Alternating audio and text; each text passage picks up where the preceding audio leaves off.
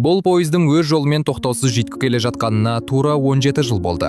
Адамзаттың қателігінен туған мұз дәуірімен күресу үшін ол мәңгілік қозғалтқыш жүйесімен жабдықталған. Алайда пойыз ішіндегі тірі қалған жандар қатаң түрде таптарға бөлінген. Алдыңғы вагондардағы бай қуаттылар шексіз билікке ие болса, пойыздың соңындағы кедейлер ең ауыр жұмыстарды атқарып, күніне тек қарапайым тағаммен ғана қоректенеді. Сонымен қатар жыл сайын белгіленген уақытта байлар кедейлердің вагонына келіп, бүкіл балаларды тартып әкетуді әдетке айналдырған. Егер біреу қарсылық білдіретін болса, оны аяусыз азап күтіп тұр. Бірде күзетшілер бір адамның баласын тартып алады. Ызаға булыққан әке күзетшіге қарай аяқ киімін лақтырды. Бірақ сол сәтте-ақ оның қолына арнайы ертінді жағылып, күзетшілер оның қолын пойыздың сыртына шығарады. Жан түршігерлік айқаймен бірге әлгі адам қолынан сол мезетте айырылды.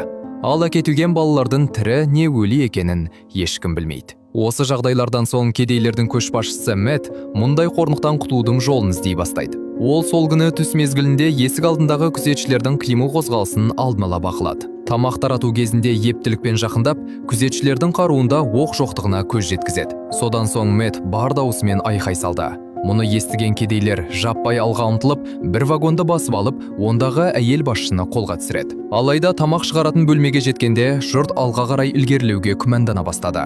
Себебі әр вагон сайын қарсыластардың деңгейі жоғарылап, қаруларының да қуатты бола түсетіні анық еді.